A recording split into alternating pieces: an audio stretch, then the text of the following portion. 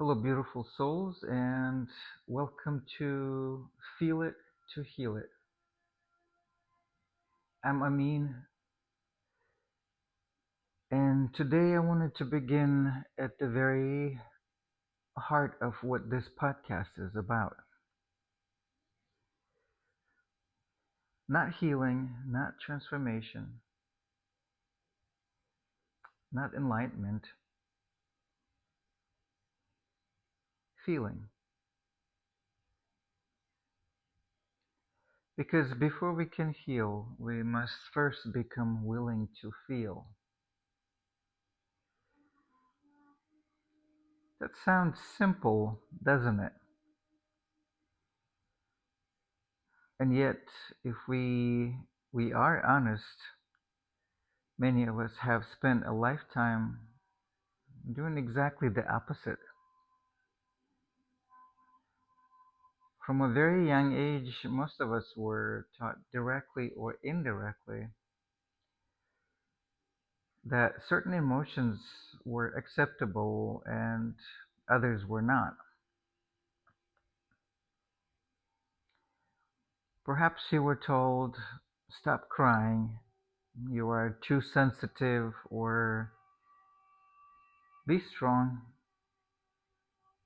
or don't make a scene, get over it, or everything is fine.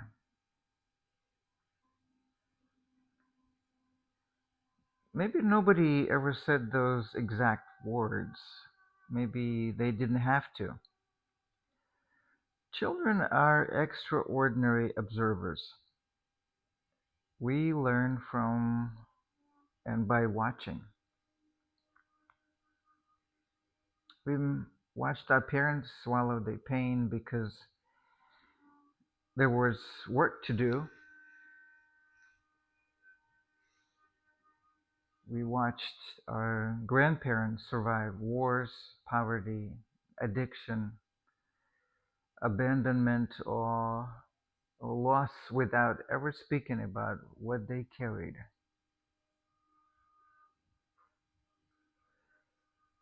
We inherited not only our eye color or our smile, we inherited ways of surviving. And survival often asks us to disconnect from ourselves. And society reinforces this disconnection. We are praised for productivity more than presence, for achievement more than authenticity,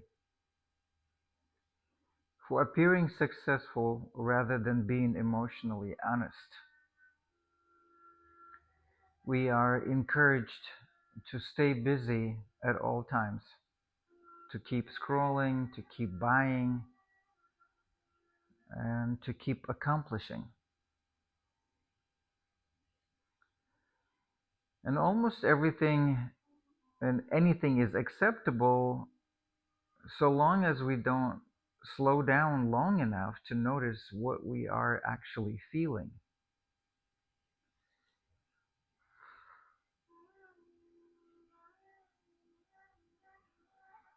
Feeling has become almost inconvenient. Yet feelings never disappear simply because we ignore them. They just wait quietly, patiently, sometimes for years, and sometimes for decades. They like unopened letters sitting on a shelf, and they continue waiting for the day someone finally decides to read them. Our emotions are remarkably loyal. They never truly abandon us. They simply change the way they ask for our attention. And sometimes they become anxiety, sometimes chronic tension, sometimes exhaustion that no longer or no amount of sleep seems to fix, and sometimes anger that appears to come from nowhere, and sometimes numbness, sometimes a constant sense that something feels missing even when life appears successful from the outside. The body remembers what the mind has forgotten. Every emotion carries energy. Every the energy naturally wants to move. So think of a river. When water flows freely, it nourishes everything around it. When you build a dam, the water doesn't disappear. Pressure builds. And eventually it finds another way out. Our emotional lives work much the same way. We don't eliminate emotions by suppressing them. We simply redirect where they will eventually emerge. And often they emerge through the body. And not because the body is punishing us, but because the body has remained faithfully honest all along. Our mind can create stories. Our body simply tells the truth.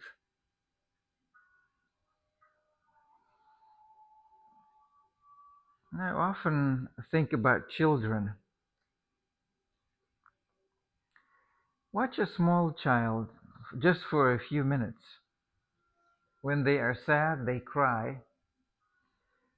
When they are angry, they stomp. And when they are joyful, they laugh with the entire body. When the emotion moves through, they return to presence almost effortlessly. Children don't need emotional intelligence classes. They naturally know how to feel. It is the adults who gradually teach them not to.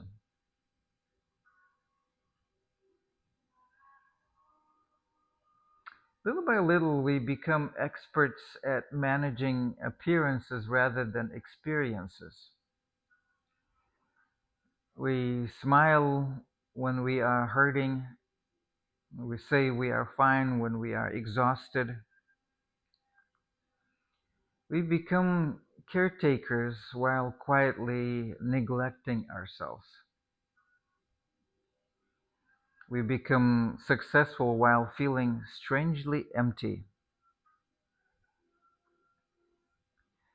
We become so practiced at performing wellness that we are no longer in recognizing genuine peace. Perhaps no way in this more visible than in the lives of men.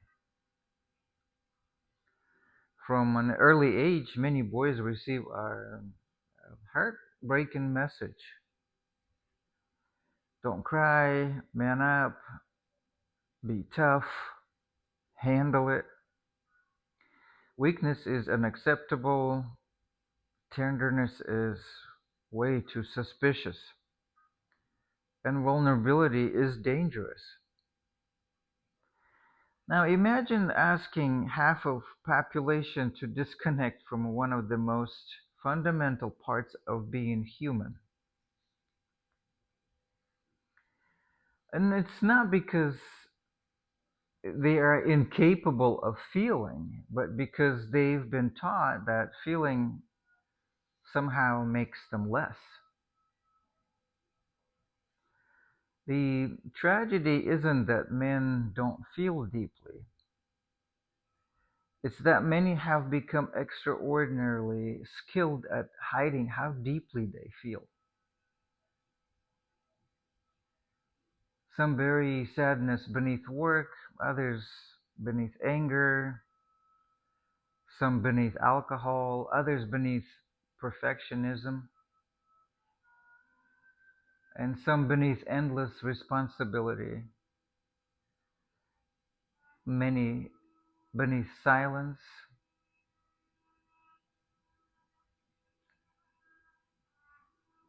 The tears don't disappear, they simply change their language. Women, on the other hand, have inherited different expectations.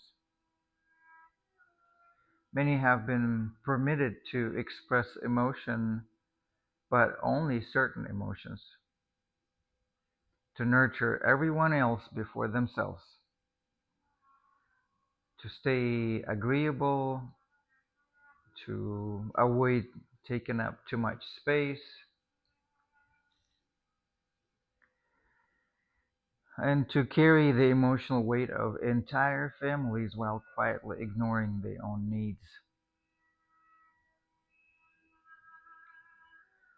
So, whether male or female, the lesson is often the same. Some part of who you are naturally is unacceptable. So we begin editing ourselves little by little until one day we wake up wondering why we feel disconnected from our own lives.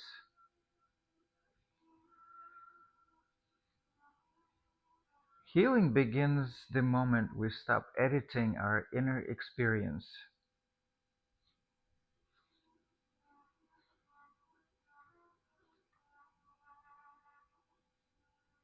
not indulging every emotion, not becoming controlled by every feeling, simply becoming willing to witness it without judgment, any judgment.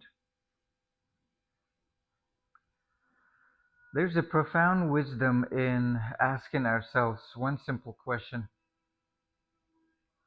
what am I feeling right now? Not what should I be feeling? Not what everyone else expects me to feel, what is actually here? And that question sounds almost too simple, yet it may be one of the most courageous questions a human being can ask. Because once we allow ourselves to truly feel, something remarkable happens. Emotions begin moving instead of remaining frozen. Our nervous system begins discovering safety instead of constant protection. And the body begins releasing what it has faithfully carried for years. And we stop fighting ourselves, we stop running from ourselves,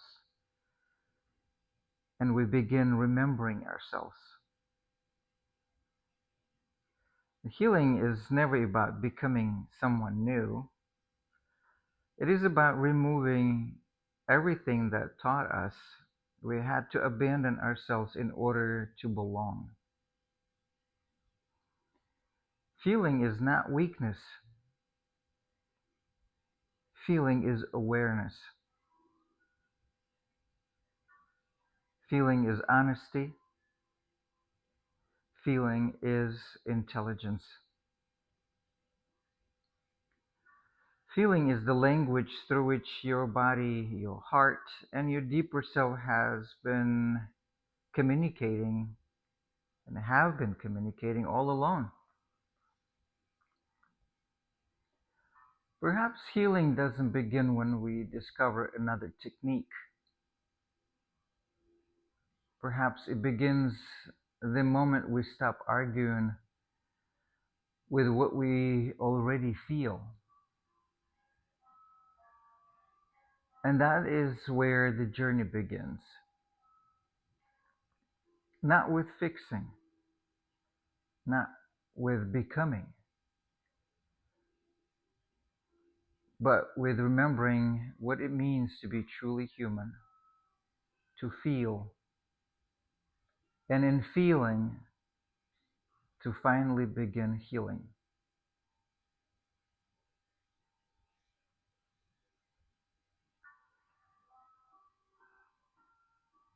So, thank you for spending this time with me today. If this episode resonated with you, take a few moments in silence after listening. Notice what arises, what remembers. Until next time, feel deeply, love fully, and remember the way home is always been within. This is Amin, and you've been listening to Feel It to Heal It.